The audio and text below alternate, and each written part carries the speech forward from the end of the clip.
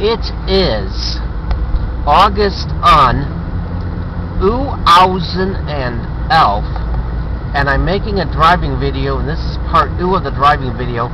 If it's a part 2, the fucking file fucking failed on the part on again. Oh, I fucking hate it when it does that fucking shit. But it went through okay, and usually when it goes through okay, when it fails, I could use some software and salvage it. But it still fucking sucks when that kind of shit happens. And now I gotta fucking worry about it.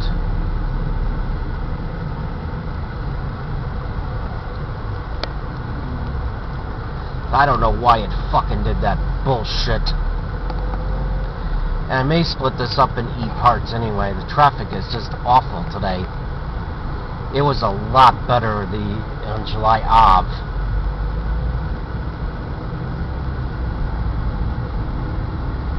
Oh God, I don't think you can legally be in that fucking lane over there. Yeah, it's a fucking toll lane.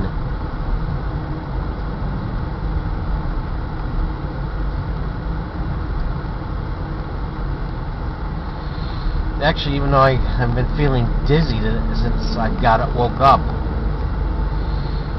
God, I hope I don't get in trouble for that in driving. Or pulled over by a pig. Oh, God.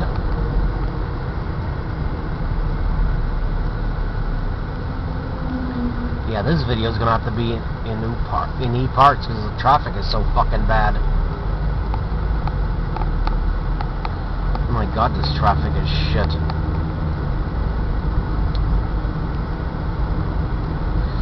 I don't know if there'll be very many more driving videos this month. Next week I'm hoping to ride the Tron to a buffet. If it's too fucking hot out, might just pick Coon Rapids again. If it's cooler, I'll pick Elk River.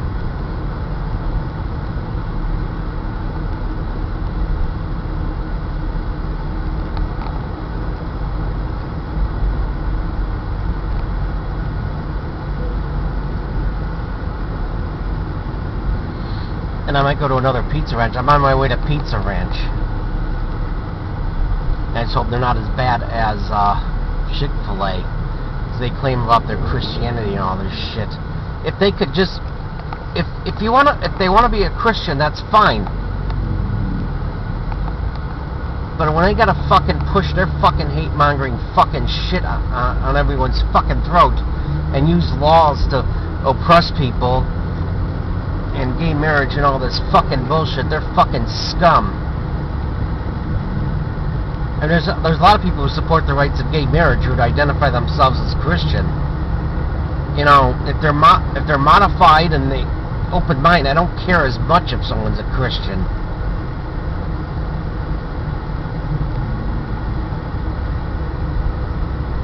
In fact, I wouldn't care that much at all. You know, but when they gotta pull this kind of fucking bullshit and Reverend Billy Graham is cheating at Chick-fil-A, you know, people thought he was just a moderate, not these extremist assholes like Jerry Falwell and Pat Robertson were, but now Pat Robertson, either he's got so much brain damage, I don't know, he says he supports abortion in China to help keep the world population down. And I guess that's kind of a good thing. I mean, I've hated him my whole fucking life, and now he's starting to, I don't know, he's starting to get a little better, maybe. And Pat Robertson even supports legalizing marijuana now. And there was something else Pat Robertson was going to do. I forgot what it was. Imagine Pat Robertson. Maybe he started smoking dope and he lightened up.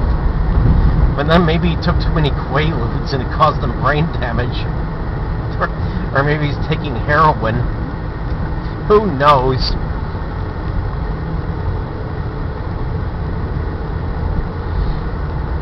I like Pat Robertson better than Billy Graham.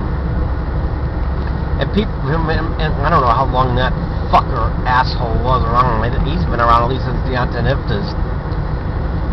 And a lot of people do. Oh, he's a good man. He's a loving man who wants to spread the gospel and the word of Jesus. And he's not a money-grubbing fucking hypocritical fucking pig. No, he wants to lead people to Jesus, and he's got a lot of fucking money.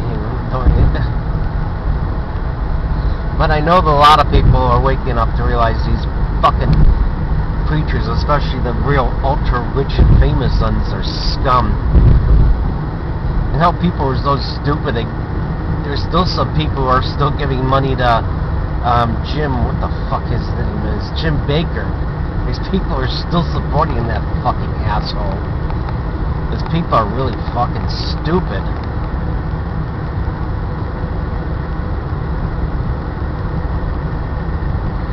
Attraction. Well, the law of attraction doesn't have dogma. The good thing, and that's where I'm going after this, is the law of attraction groups.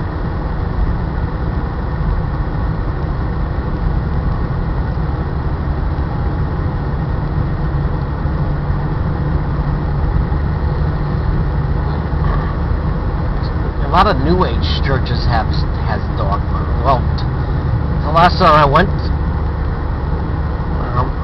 I sometimes go to Now, but I went to like in 2000 and 2008, and all the people there turned out to be fucking assholes. All of them. This one guy, Brooke, oh God, fucking traffic.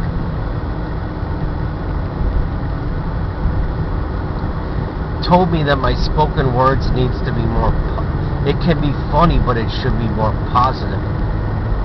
And another thing that really fucking pissed me off about that fucking douchebag is he said, it was right after I got fired from that job from that fucking cunt, Kathy, at that inventory service.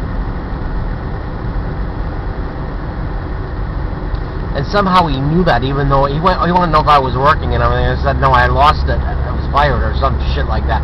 And then he started saying that I should find another job somewhere, and I shouldn't be dependent on my parents or anything. And he says, well, freedom is something. It's nice to have, but freedom means responsibility. Well, it isn't my fucking so it's supposed to be my fucking responsibility that I have a disability.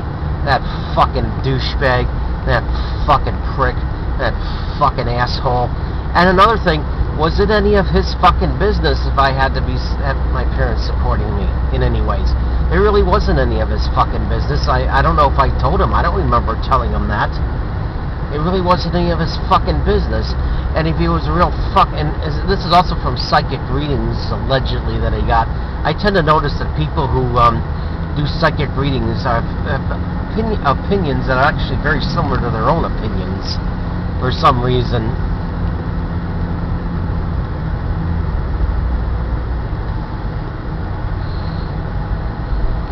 So if he really had a good psychic reading, he would have found out that maybe would have found out that I mentioned that I probably have Asperger's or something. I could have gotten diagnosed and I would have known what the fucking problem was sooner.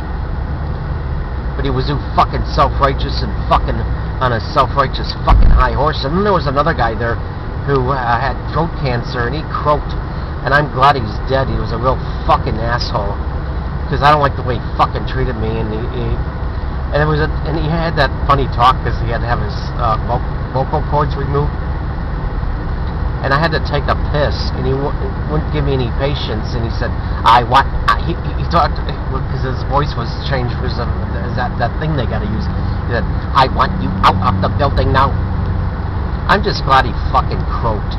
And another thing is there was a cool person who I met at one of the spoken words I haven't seen in a while, and she gave me a reading on how I could be a successful spoken words artist. And she said, in order to be a successful spoken words artist, don't give a shit what people think. Just say what's on my mind. That's what she said. So she was fucking cool, and I need to stop this and make a part E.